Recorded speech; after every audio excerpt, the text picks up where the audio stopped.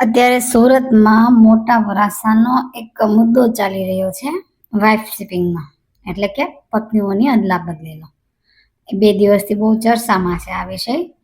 તો આમાં 90% તો પટેલના છોકરાઓ જ ઇન્વોલ્વ છે, જોકે 10% આપણે કન્ફર્મ નથી કહી શકતા. એક તો છે એ તો પાકું છે, બાકીના 3 છોકરા કોણ છે એની આપણને કોઈ ખબર નથી, એટલે આપણે કોઈ જવાબદારી ન લઈ શકીએ. પણ 90% હોઈ શકે આ પટેલ જ હોય એવું મારું માનવું છે. કેમ કે આ વસ્તુ પટેલ સિવાય કોઈ કરી જ ના શકે. કેમ કે મોટા વરાછામાં 90% નહીં પણ 99% રહીઝાદા બધા પટેલો જ રહે છે, બરાબર. તો હવે આ કિસ્સો તો બન્યો છે, પણ એની બેશરમી તમે જુઓ. એ લોકોની આ જે મુદ્દામાં ઇન્વોલ્વ છે 4 છોકરા, એ લોકોની બેશરમી તમને હું બતાવું. હું તમને એક વિડીયો બતાવું છું, એ ક્લિપ તમે જુઓ. એ તમારી પાસે પ્રશ્ન પૂછે છે, એ પ્રશ્નના મારી પાસે તો બહુ સોલિડ જવાબ છે, બરાબર. પણ અત્યારે નહીં, હું પછી આપીશ. પહેલા હું તમારા લોકોના જવાબ જાણવા માંગુ છું કે તમે શું જવાબ દેશો આ છોકરાને, આ છોકરો જે સવાલ પૂછે છે એને. પછી હું જવાબ આપીશ. તમે પહેલા સાંભળો આ ક્લિપ. એમને એવું પહેલો પ્રશ્ન એવો કીધો કે શા માટે એવું કહેવાય છે કે પત્નીઓની અદલા બદલી? અરે એમ કેમ નથી કહેવાતું કે પતિઓની અદલા બદલી? બીજું મને એવું કીધું કે જ્યારે કોઈ વ્યક્તિ લગ્ન કરે તો એનો અર્થ એવો નથી કે પતિની સંપૂર્ણ માલકીયત એમની પત્ની થઈ ગઈ. કહેતા કે એક વસ્તુ તરીકે એમને અંગીકાર ના કરી શકાય. માલકીયત માત્ર વસ્તુઓ પર થાય, જ્યારે સ્ત્રીને પોતે પણ પોતાની સ્વતંત્રતા છે. એટલે મેં એમને કહ્યું, જો આને આવું જ કરશું ને આવું માનશું તો ભારતીય સંસ્કૃતિનું શું? તો એને એવું કીધું, ભારતીય સંસ્કૃતિનો બદલવાનો સમય આવી ગયો. એટલે મેં કહ્યું, એટલે શું?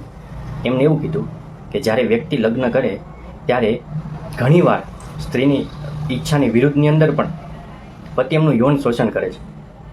અરે ત્યારે સમાજ એને અનૈતિક નથી કહેતો, પણ જ્યારે કોઈ વ્યક્તિ પોતાની સ્વતંત્રતાથી આવા ઘટનાની અંદર પોતે પરોવાય છે તો આ સમાજ એને અનૈતિકતાનું નામ આપે છે. તો મિત્રો, મારે તમને એ કહેવું છે કે આ પ્રશ્નનો જવાબ આપ સૌ કોમેન્ટની અંદર આપો, એવી આપ સૌને નમ્ર વિનંતી છે. ધન્યવાદ. તો સાંભળ્યું, આ છે એની બેશરમીની હદ વટાવી. એક તો આ ગુનો છે, કાયદેસર એ ગુનો જ છે, બરાબર. અને એને સવાલો કર્યા છે કે હવે સંસ્કૃતિને બદલવાનો સમય આવી ગયો. તો ભાઈ, સંસ્કૃતિ કઈ તારા એકની છે કે તું કઈ સંસ્કૃતિનો શેઠ છે કે રાજા છે કે તું કે એટલે સંસ્કૃતિ બદલે? તો આ મુદ્દો સંસ્કૃતિ બદલવાનો હોય તો સંસ્કૃતિ બદલવાનો તમારી પાસે કોઈ અધિકાર છે, કોઈ કોપીરાઇટ છે કે તમે તમારી મરજીથી સંસ્કૃતિને બદલી શકો? અને આવી સંસ્કૃતિ બદલાય તો દુનિયાની શું હાલત થાય એની તને ભાન છે? તને ભાન છે કે દુનિયાની શું હાલત થાય? ગમે એની વાઈફ ગમે એની ભેગી સુવે, ગમે એની મરજી કરે, એટલે તો પછી તો આ સંસાર કે પરિવાર જેવું તો કોઈ વસ્તુ રહે જ નહીં ને દુનિયામાં. તો પછી આ પરિવારની, સંસારની, છોકરાઓની આ બધાની જવાબદારી આ બધું કોણ ઉપાડે? ઓલો કે મારો નથી, ઓલો કે મારો નથી, જવાબદારી કોણ? તું ઉપાડીશ કે તારા બાપા ઉપાડશે? બટા હેલી નીકળ્યો તે. હવે એના બીજા પ્રશ્નોનો જવાબ દેશું. એ એમ કે છે કે પત્ની છે એ પત્ની ઉપર કોઈ અધિકાર નથી એમ. તો પત્ની ઉપર કઈ રીતે અધિકાર નથી ભાઈ? કાયદેસર કાનૂનન બધી કાર્યવાહી કરવામાં આવે છે કે પત્નીને પતિ ઉપર અધિકાર મળે. તો પત્ની ઉપર તમારો અધિકાર કઈ રીતે નથી? અને ચાલ હું તને કહું કે તે તારી પત્ની તારી મરજીથી તારા દોસ્તારને આપી, બરાબર. હવે એ જ પત્ની દિવસમાં 10 વાર કે 100 વાર તારા ઘરમાં કોઈને ખોવશે કે કોઈની આ રીતે હામી હુશે, તો તું એ સ્વીકાર કરી લઈશ? તો તું એ સ્વીકાર કરી લઈશ ને પાછો? આ તો તારી મરજીથી તે કર્યું, બરાબર. પણ તારી મરજી વગર ગમે એને અન્યને લાવીને તારા ઘરમાં વસ્તુ કરશે તો તું સ્વીકાર કરી લઈશ? એનો જવાબ આપ મને, બરાબર.